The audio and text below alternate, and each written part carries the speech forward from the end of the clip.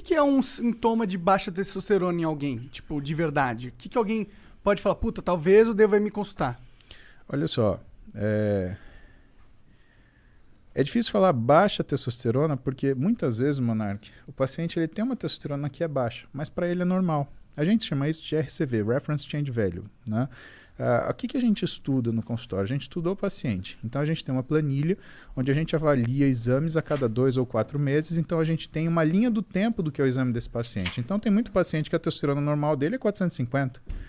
Tem outros que a testosterona normal é 850. Tem aí, tudo aí no meio. Tá? Então, é difícil falar o que é o sintoma da baixa testosterona. Eu posso te falar o que é sintomas que você deve procurar o médico. Tá? Então, vamos começar um por um. Que se você tiver esses sintomas, alguma coisa você vai achar. Primeira coisa, percepção de que você está mais cansado para fazer as coisas que você normalmente fazia. Essa percepção de mais cansado, ela pode se manifestar de duas formas. Primeiro, uma sensibilidade maior ao esforço, ou seja, você faz um esforço menor e você se sente mais incapaz de lidar com ele. Segundo, uma incapacidade de continuar funcionando em um meio de esforço. Antes você sentia o cansaço e conseguia seguir adiante. Hoje você não consegue mais. Terceira coisa, você pode ter alterações do que é a sua percepção de fome e saciedade. São coisas diferentes. Fome, quero comer. Saciedade, consigo parar de comer quando eu quero. Capacidade anorexígena, capacidade de não comer. Normalmente, esses estados de cansaço, eles fazem com que o teu corpo interprete que existe uma necessidade de energia. Então, você começa a perder o controle da sua capacidade de se alimentar. Isso é um sinal que tem alguma coisa errada com você, porque isso já é um controle central, é um controle neurológico. A gente tem sistemas muito delicados que cuidam disso. Interessante. E você tem que ser capaz de parar de comer quando você começa, e você tem que ser capaz de não comer quando você não quer. Só que não comer quando você não quer já é uma coisa que demora mais para você perder. Que é a primeira coisa que a gente perde a capacidade de parar de comer quando a gente começa. Outras coisas interferem aí e que tem muita relação com função hormonal. Né? Não só de testosterona, hormônios sexuais, mas tem função, o estradiol também conta nisso, mas tem função, por exemplo, tireoide. Né? A tireoide ela dá uma sensação de tão baixa energia que o sujeito, um dos sintomas chama sugar craving. Né? A pessoa precisa de açúcar. Por que ela precisa desse açúcar? Porque toda vez que você come um açúcar simples, e fique atento se você tem essa sensação, principalmente se você come açúcar e de repente você tem um ânimo que aparece do nada. Toda vez que você come açúcar, você transforma uma grande quantidade de T4, que é um hormônio estocado, em T3, que é o hormônio ativo. E essa transformação, ela te dá uma disposição. Isso é uma coisa que... Isso acontece comigo, hein? Sim, isso que eu ia falar. Às vezes em quando eu falo, nossa, preciso de um doce, do mano. nada, caralho, preciso de comer um doce. Mas você percebe que preciso de um doce não é uma coisa real? O real é, preciso de comida, por que eu não preciso de um churrasco? Porque o churrasco não vai dar aquela sensação de... Exatamente. Então, o que está acontecendo? Por que tem essa sensação de... É isso que é o lance. Entendi. Outra coisa, variação do paladar. A gente tem uma necessidade de comer algumas coisas que necessariamente o nosso cérebro ele meio que sente falta disso. Tem um nome muito engraçado, vocês vão rir, chama pica gravídica. Sabia que vocês vão rir. Pica gravídica. Não tem como não rir, né? Não Porra. tem. Os dois são bons, tá e é ligado? um nome que uma parte complementa a outra, né? Que faz sentido, né? Mas, por exemplo, é aquela história de mulher grávida ter vontade de comer tijolo, cabo de vassoura, né? Por que é isso? Isso daí é uma alteração, não deixa de ser uma alteração nutricional e que muitas vezes tem relação com alguma função metabólica que não está organizada. Sensação de mal-estar depois que você come, aquela sensação que você fala, nossa, agora eu queria um caixão para morrer e ressuscitar, né? Isso também é um mau sinal. E eu acho que eu preciso me consultar com você, cara. Cara, tudo isso que você tá falando aí, tirando o lance do açúcar, porque eu não sou muito chegado, não. Mas o lance de... Quando você falou que, porra, quando o teu corpo tá cansado, ele começa a achar que tá faltando energia que tu quer comer, pá. Porra, tu me definiu, cara. Não, mas é verdade. Aí você percebe que assim, você nem tá com fome, mas você quer comer. E sabe qual é o grande problema? E assim, tem uma série de outros sintomas. Se a gente for começar a falar, então a gente vai de cima para baixo. A gente nem começou a falar dos neurológicos. Ainda tem cognição, tem memória, sensação de recompensa. controle da ansiedade, da agressividade e da Sensação de irritabilidade. recompensa. Fala um pouquinho dessa da sensação de recompensa. Sensação de recompensa, a gente está falando do que é a organização de alguns núcleos no nosso cérebro, tá? Então... Porque eu não sinto essas... Eu não tenho mais essa parada, tá ligado? Claro que tem, você fica mó feliz que você ganha de alguém no jogo, porra. Não, mas não, porra, não é disso que eu tô falando. Mas esse é o mesmo Não, eu tô mecanismo. falando de, pô, por exemplo, eu não... Os caras falam pra mim assim, porra, pô, maneiro o trabalho que tu tá fazendo, ou coisas do tipo assim, no macro, não tô falando de um joguinho, tô falando no macro, minha sensação é sempre de indiferença. Blazer. Então você está falando de dopamina e adrenalina, tá? Isso você vai entender, você nunca mais vai esquecer, tá? O nosso cérebro, ele tem linhas de nos proteger, tá? E essas linhas de proteção, elas alteram que a nossa tomada de decisão. Então existe um equilíbrio muito perfeito entre alguns locais. Vou falar os nomes para você escutar uma vez. Striatum dorsalis, núcleo accumbente, amígdala e núcleo ventromedial do córtex pré-frontal. Esses são 4 que a gente lida com mais frequência, tá? Striatum dorsalis é um núcleo de neurônios no nosso cérebro onde ele fica medindo constantemente os títulos de alguns neurotransmissores. Neurotransmissor, ele é simplesmente uma substância química que transfere uma informação de um elétron de um neurônio a outro. Perfeito, obrigado.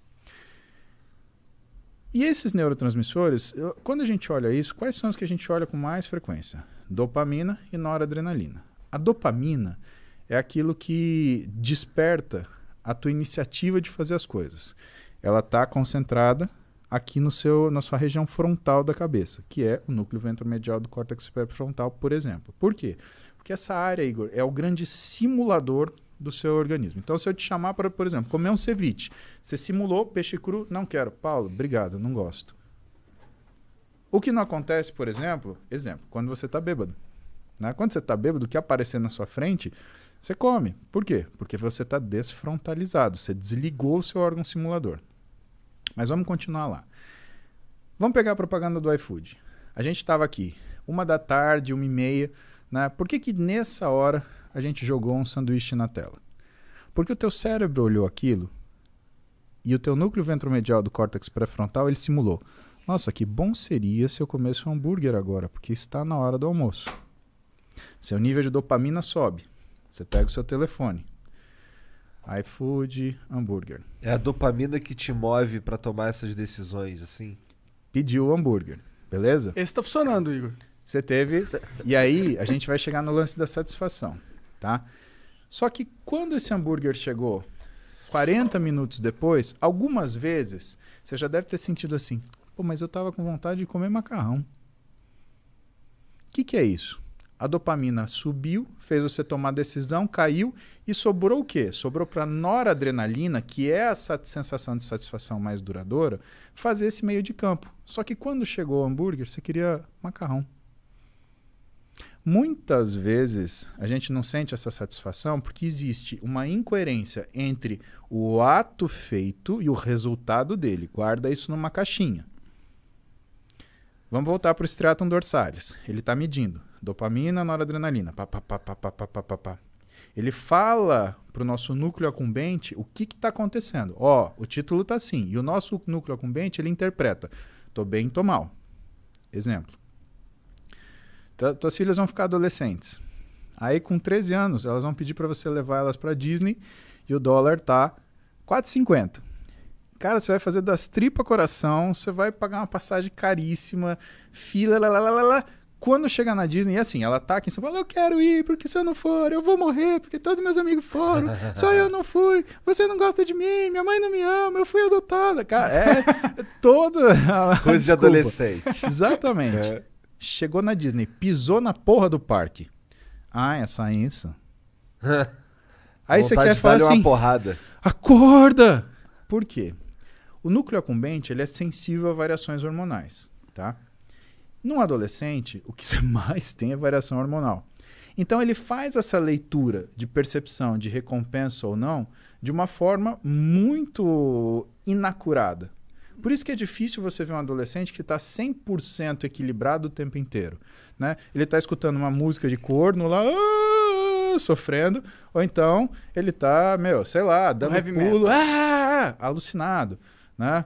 Ele tá sem comer, ou então ele tá lá comendo, fast food mais nervoso que tem. Aliás, você já viu, conta nos dedos, quantos adolescentes, por exemplo, gostam de comida japonesa? Por quê? Porque comida japonesa, você sente o sabor aqui, no paladar, no nariz, não na boca. E, por exemplo, um fast food, um hambúrguer, você sente aqui, super salgado. O que ela quer? Ela quer água? Não, ela não quer água, ela quer um refrigerante, super doce. Quem que toma vinho? Nós 4, nós 3, né? Por quê? Caralho, Igor, falou que você tá tão gordo que você conta como 2. Não, Hein? ele contou com o Contei Jean, o Sérgio. pô. É. Então, por que a gente toma vinho? Onde você sente o vinho? Aqui. Então, o que você percebe? Você percebe que essa sensação de recompensa, né, ela existe numa determinada situação de equilíbrio. A gente falou, com ciclo de esteroide assim, com implante hormonal mal indicado é assim, e na adolescência é assim. Por isso que o adolescente ele tem essas insatisfações tremendas e tem essas satisfações, né, abruptas e explosões de euforia. Isso faz com que ele tenha não é uma fragilidade desse sistema, mas uma necessidade dos pais, por exemplo, lidar com os adolescentes de forma a não romper os laços. Por quê?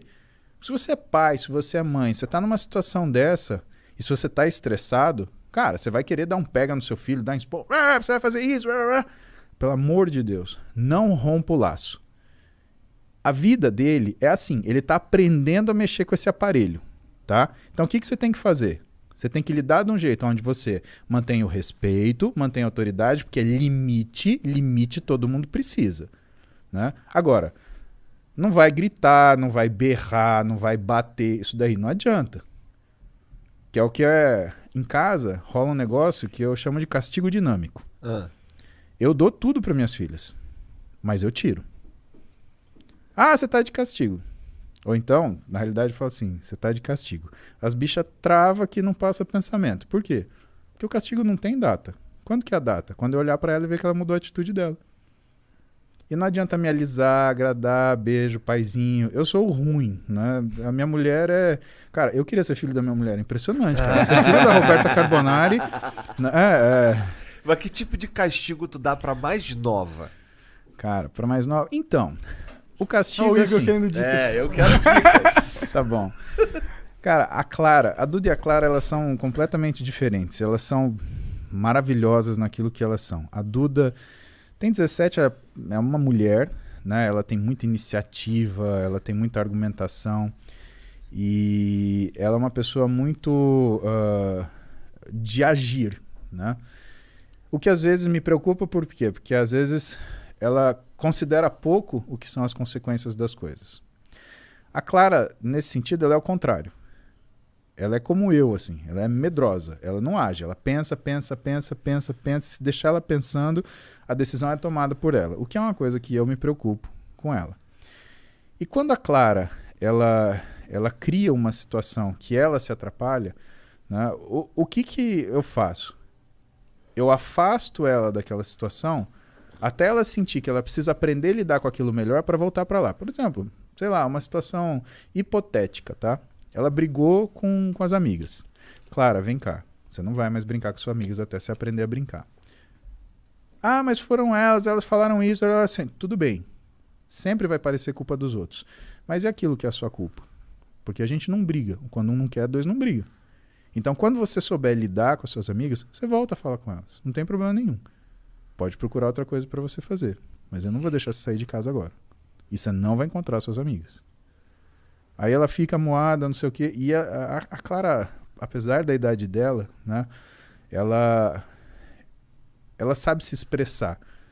Então ela vem comigo quietinha, dá um beijo no meu ombro, porque volta e meia eu tô trabalhando, ela chega, dá um beijo no meu ombro, olha pra mim, fala, papai. Ela me chama de papai. A Duda me chama de paps, a Clara me chama de papai. Papai, eu entendi o que o senhor falou, eu não posso fazer isso. Você aprendeu isso? Ótimo, pode sair pra brincar. Se isso demorar um dia, Igor, é um dia de castigo. Se demorar um ano, é um ano de castigo. Se demorar uma vida. aquelas pessoas ela não vai ver mais, porque ela não sabe lidar com elas. E se ela não sabe lidar com elas, de duas uma. Ou todos vão se machucar, o que inclui ela, que é o meu problema, ou só ela vai se machucar, que ela é o meu problema. O meu problema é ela. Né? Se todos se machucam, ou se ela se machuca, eu estou sendo muito sincero, o meu problema é minha filha. Então ela precisa saber lidar numa situação de estresse e pressão. E se ela não sabe lidar, ela tem que pensar naquilo, usar o núcleo ventromedial do córtex pré-frontal dela para aprender a lidar com aquele negócio. Para a gente falar ainda da questão da percepção da satisfação e do que é a recompensa. Então a gente tem esse equilíbrio. A gente tem a nossa amígdala, que foi o que eu faltei falar para você, que cuida da nossa ansiedade, irritabilidade e compulsividade, né? E ela fica antagonizando o nosso núcleo ventromedial. Tem um cara chamado Daniel Kahneman, e esse cara escreveu um livro muito interessante, que eu ganhei da minha mãe, Heloísa, que chama Rápido e Devagar. E o que ele fala nesse livro? Ele fala justamente, ele faz uma análise através da neurociência do que são as nossas tomadas de decisão. Aquilo que você não pode responder na hora. Se você não precisa se defender de uma agressão imediata, nunca tome essa decisão. Pare. Pense. Você está tirando da sua amígdala, que vai responder com agressão, ansiedade e compulsão. E você está jogando para o seu córtex ventromedial, que vai simular aquela situação, as potenciais, né, complicações, e aí vai avaliar aquilo que vai acontecer. Passagem da história, vamos dar um exemplo disso. Elizabeth I, ela foi rainha da Inglaterra, ela foi traída por uma outra rainha que foi deposta, que era católica. Elizabeth I era protestante. Rei Filipe, que era o rei da Espanha, a Espanha era a potência dominante na época, né? Uma potência navegadora, tinha uma esquadra de navios maravilhosa, né? Extremamente potente. Eles estavam fazendo uma conspiração. Para quê? Para depor a rainha Elizabeth, que era protestante, né? E empossar a rainha, a outra rainha católica. Tudo bem.